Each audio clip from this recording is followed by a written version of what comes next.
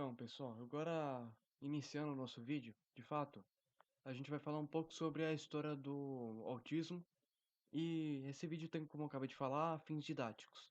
Ou seja, eu posso falar de um jeito bem formalzinho aqui, mas é mais por fins acadêmicos. Então, começando, a história do autismo, as verdades por trás da síndrome. Cronologia, a gente vai começar aqui com uma pequena cronologia aqui, desde o início da descoberta do autismo até nos dias contemporâneos, onde há uma descoberta e um estudo maior sobre a síndrome. O que é autismo? O termo autismo foi descoberto em 1908 pelo psiquiatra suíço Eugen Bleuler para descrever a fuga da realidade para o mundo interior observando em pacientes esquizofrênicos. No caso, como estava aqui no texto, o Bleuler, ele era um psiquiatra que estudava sobre questões da esquizofrenia.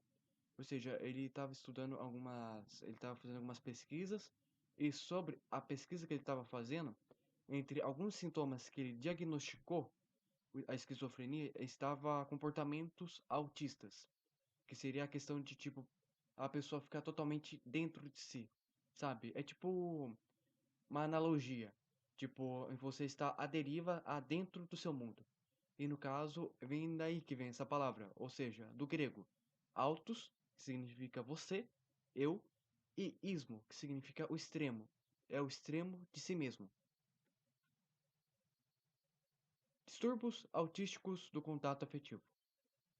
O psiquiatra Leo Kanner publica a obra Distúrbios autísticos do contato afetivo, descrevendo 11 casos de crianças com um isolamento extremo desde o início da vida e um desejo obsessivo pela preservação da mesmice.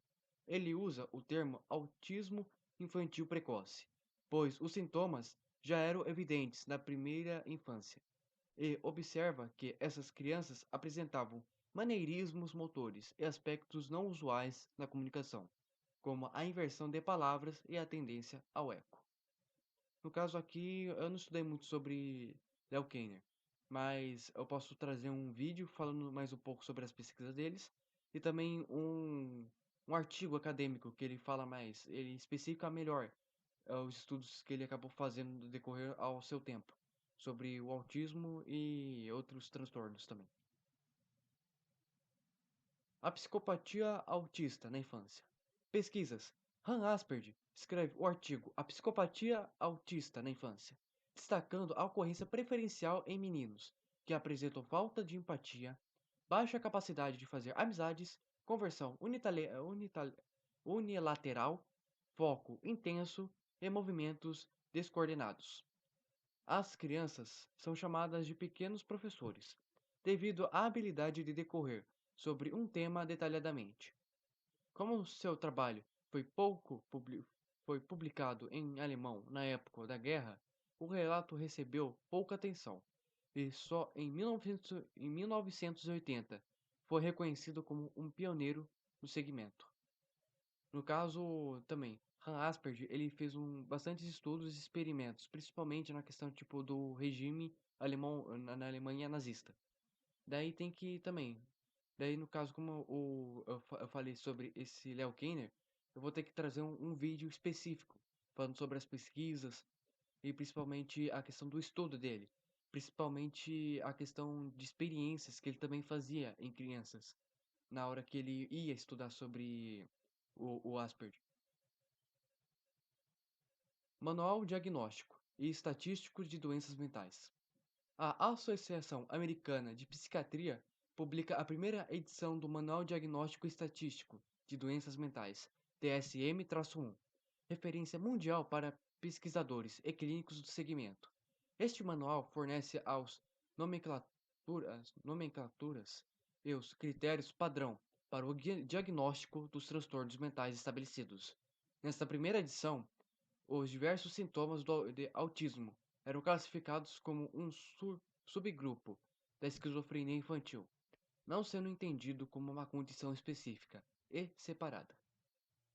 No caso também, como eu acabei de falar, sobre Eugen Bleuler, existia muito essa questão da confusão entre diagnósticos da esquizofrenia e do autismo. Daí que vem, basicamente, o autismo ele nasceu como um sintoma da esquizofrenia. Mãe Geladeira e a Máquina do Abraço. Durante os anos 50, houve muita confusão sobre a natureza do autismo e a crença comum de que era um distúrbio que seria causado por pais emocionalmente distantes. Hipótese da Mãe Geladeira, criada por Leo Kanner. No entanto, nos anos 60, cresceram evidências sugerindo que o autismo era um transtorno cerebral presente desde a infância e encontrado em todos os países e grupos socioeconômicos e étnicos raciais. Leo Kanner tentou se retratar e, mais tarde, a teoria mostrou-se totalmente infundada. Diagnosticada com síndrome de Asperger, Temple Grandin cria a máquina do abraço, aparelho que simulava um abraço e acalmava as pessoas com autismo. Ela revolucionou as práticas de abate para animais e suas técnicas e projetos de instalação são referências internacionais, além de prestar consultoria para as indústrias pecuárias em manejo, instalações e cuidado de animais. Templin Grandin ministra palestras pelo mundo todo, explicando a importância de ajudar as crianças com autismo e desenvolver suas potencialidades.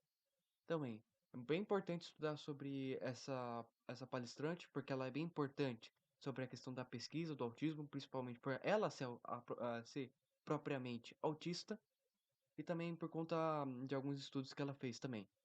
E no caso, se vocês quiserem, eu posso trazer pesquisa, estudos de todos os doutores, pesquisadores que eu estou falando aqui. Desenvolvimento cognitivo. O psiquiatra Michael Hunter classifica o autismo como um distúrbio do desenvolvimento cognitivo, criado um marco da compreensão do transtorno.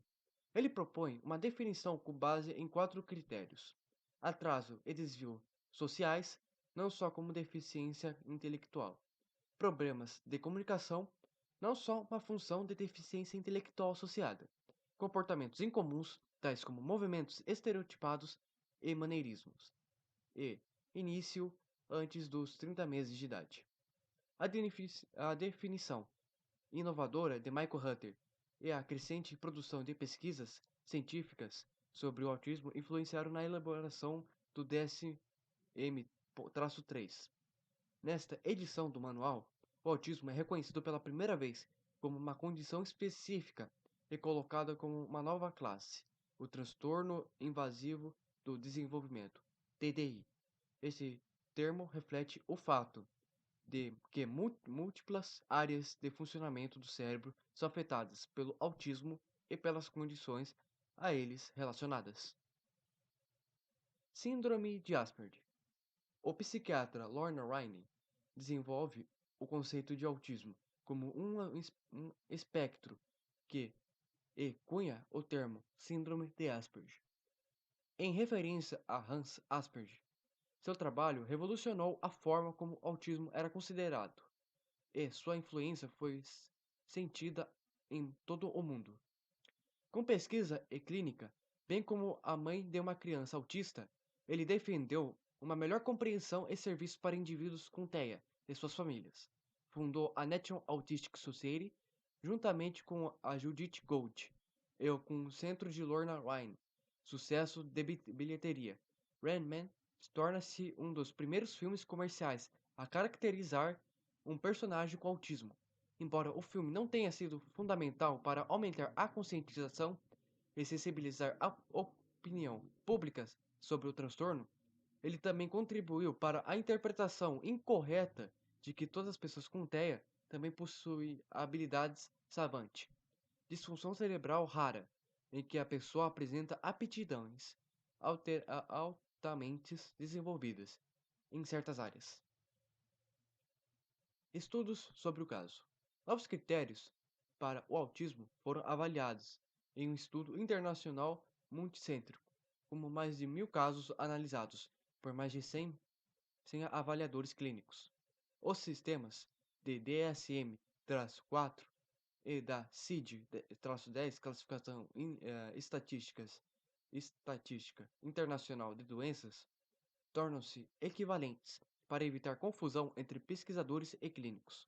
A síndrome de Asperger é adicionada ao DSM, aplicando o espectro do autismo, que passa a incluir casos mais leves, em que os indivíduos tendem a ser mais funcionais. A revista Lancet publicou um artigo científico de Andrew Wakefield, no qual afirmava que as vacinas poderiam causar autismo. Este estudo foi totalmente desacreditado por outros cientistas e descartado em maio de 2014. O cientista perdeu seu registro médico. A revista Lancet também se retratou e retirou o estudo de seus arquivos pela falta de comprovação dos resultados. Mais de 20 estudos seguintes mostraram que a associação da vacina ao autismo não tem fundamento. Saiba mais no blog. No caso, esse blog eu passo para vocês. Também, se vocês quiserem, eu passo um pouco sobre o artigo que fala sobre esse estudo de Andrew Wakefield sobre a questão da vacinação do autismo. Legislação e leis. A ONU instituiu o dia 2 de abril como o Dia Mundial da Conscientização do Autismo, para chamar a atenção da população em geral para a importância de conhecer e tratar o transtorno que afeta cerca de 70 milhões de pessoas no mundo todo, segundo a Organização Mundial de Saúde.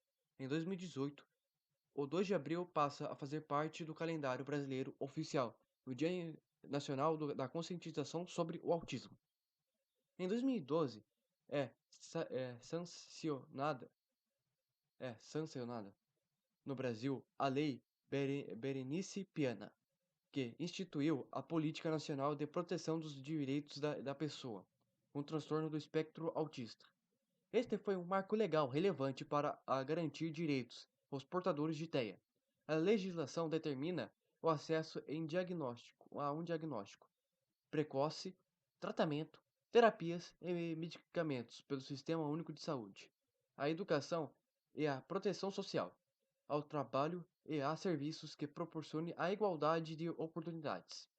A Lei Brasileira de Inclusão da Pessoa com Deficiência cria o Estudo da Pessoa com Deficiência, que aumenta a proteção aos portadores de TEA, ao definir a pessoa com deficiência como aquela que tem impedido de longo prazo a natureza física, mental, intelectual e sensorial. O estudo é um símbolo importante na defesa da igualdade de direitos dos deficientes, do combate à discriminação e da regulamentação de acessibilidade e do tratamento prioritário. Fatores externos. O maior estudo já realizado sobre as causas do autismo revelou que os fatores ambientais são importantes quanto à genética para o desenvolvimento do transtorno.